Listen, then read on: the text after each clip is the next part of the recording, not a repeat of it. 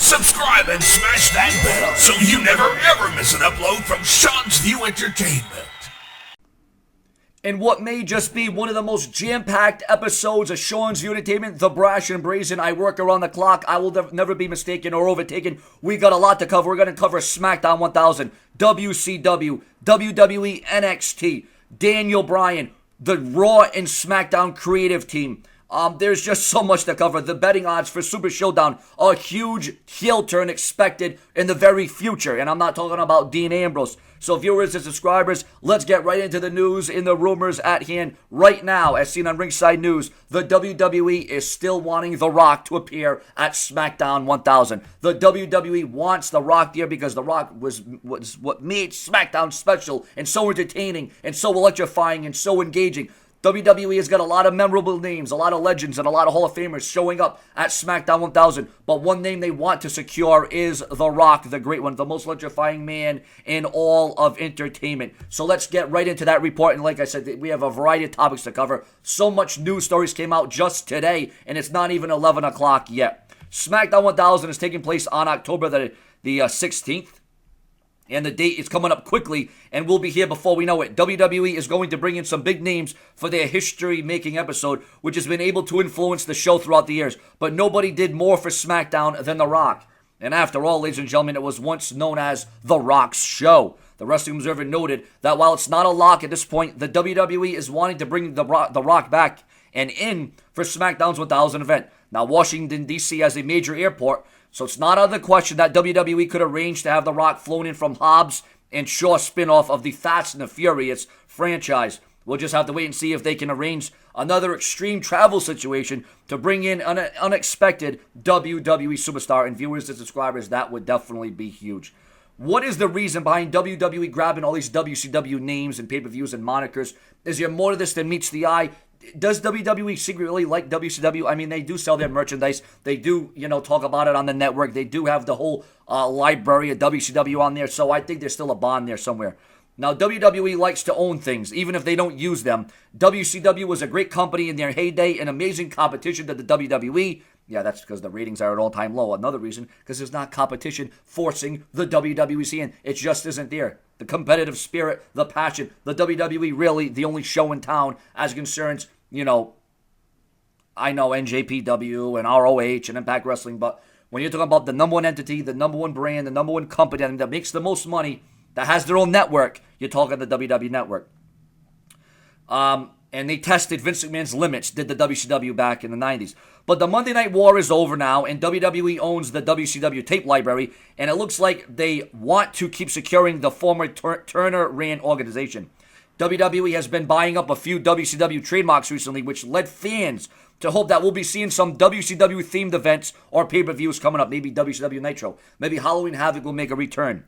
While that might be plausible because WWE owns the names, however, at this point, it doesn't appear to be the case. But what is the case, as seen on the Wrestling Observer newsletter by way of Ringside News, they noted that the reason why the WWE wants all of their brands is that so they simply want to keep anyone else from using them. WWE already lost the War Games name battle to Major League Wrestling when Court Bauer trademarked the name so they could have the event last month. Oh, that was new to me. I did not know that they took that name. Wow, that's different. While WWE did bring back the Starrcade event, it doesn't appear that WWE is planning any more throwback events or nostalgia-themed experiences. It's just a matter of Vince McMahon wanting to keep anyone else from using something he wants to own. And you know what? I don't blame Vince McMahon. And you can see why Vince McMahon would want to do that. They defeated WCW. They owned WCW. They took the ultimate win. They had the ultimate sacrifice. WCW almost put them out of business.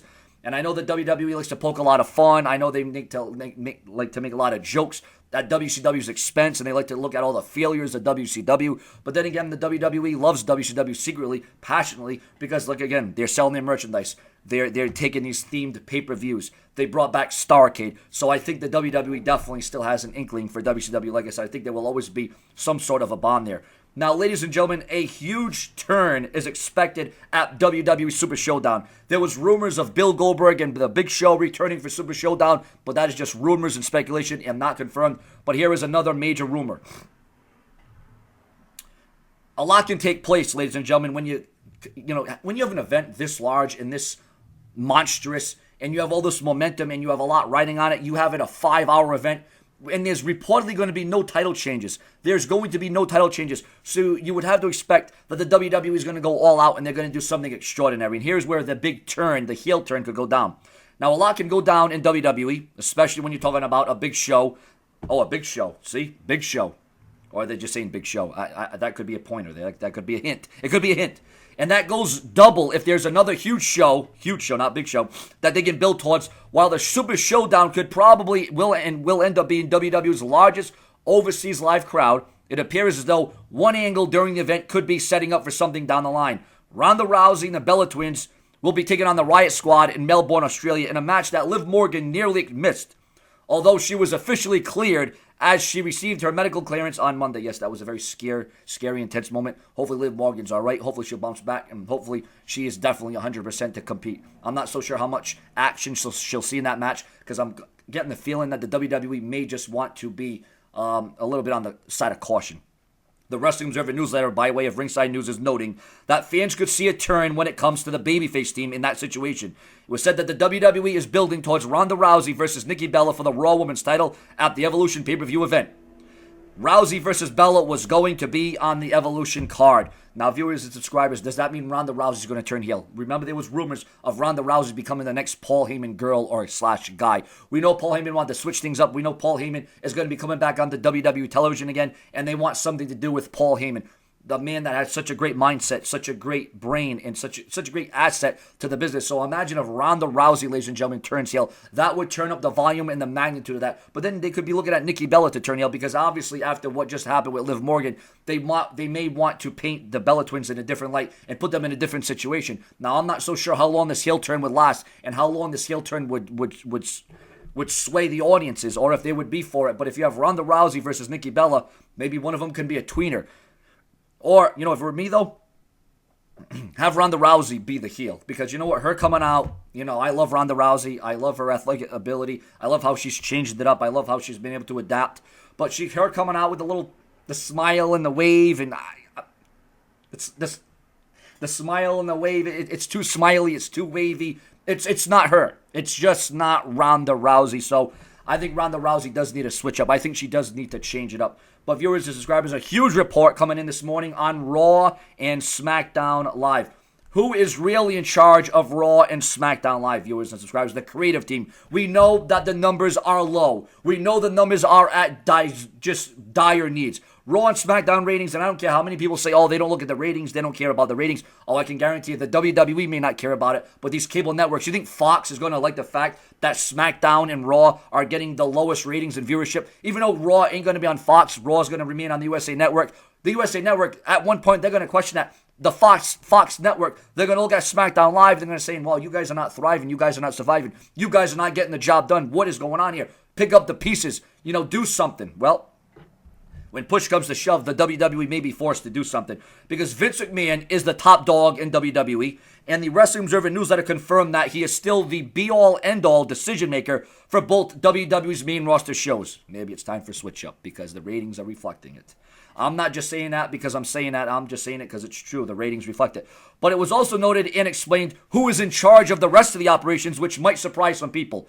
It was noted that Dave Kapoor, who is Ranjin Singh on WWE television, brother of the Great Khali, is the showrunner for Raw. His chief of staff title means he has input on the general structure of the show and which writer gets to work with what superstar.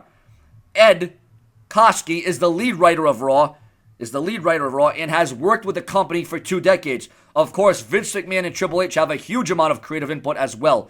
Vince dictates what he wants, and his writers make it happen. On the SmackDown side of things, the Road Dogg, which everyone knows as Ryan Ward, who has a bachelor's in business administration from Cleveland State University and has worked for WWE for over 9 years at this point. It was noted that other writers, for the most part, weren't at meetings with Vince McMahon at WWE's HQ, but they are around him at television. So that really didn't come as no surprise, and it doesn't come as no surprise why the ratings are dwindling. You can say, NFL's back. You can blame this and Netflix, and it's a different time. It's a different era. The internet and this and that. No, you could have used all these same excuses back in the 90s when WWE was thriving, surviving, ticket sales, attendance, merchandise sales, everything was at an all-time high back then. So what's the excuse now? I don't want to hear about, it's a different time, it's a different era.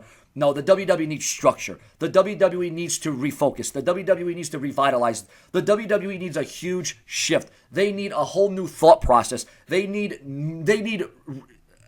newly momentum on their side, because right now it's not happening. You cannot just phone it in. You cannot just go through the motions. You have to put your best foot forward. You have to give it everything you have. And when you look at Raw and SmackDown Live, sure, there are some moments. Sure, there's some great matches. Sure, there's some great predicaments.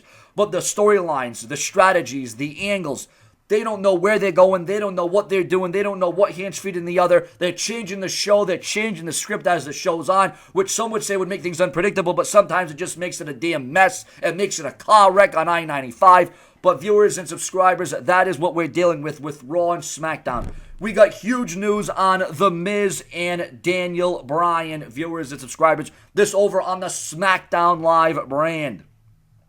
Daniel Bryan and The Miz, as we all know, are battling right now in a feud that was years in the making.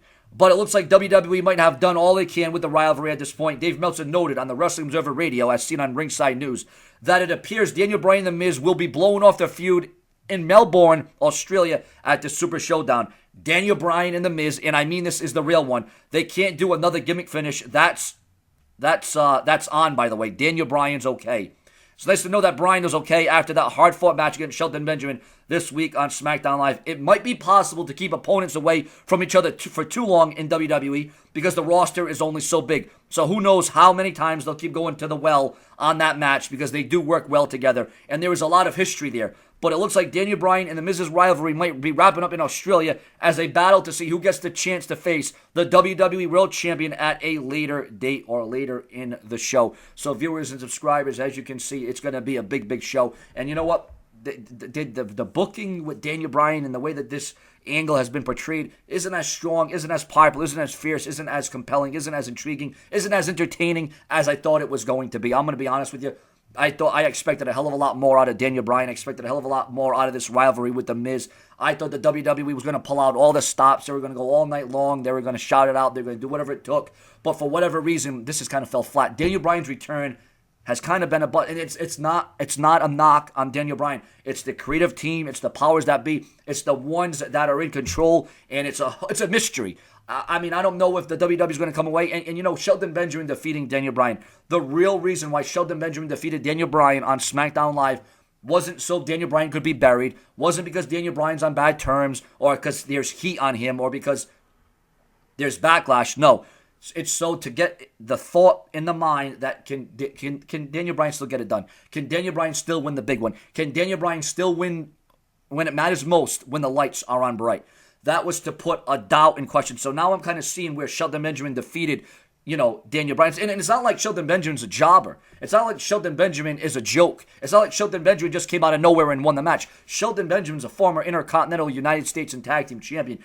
A man that was in Team Angle. So it's not like Shelton Benjamin is a nobody. Shelton Benjamin has all the tools and credibility. I mean, and if this were a real one-on-one fight, a real one-on-one match, a real contest, Shelton Benjamin would really match up, if not beat Daniel Bryan legitimately, in my estimation. But that's just the way I see things. And here on Seanzviewent Entertainment, the destination on location, I work around the clock for all rumors, news, headlines of WWE. I never, ever stop because this is where I will be the face that books this place.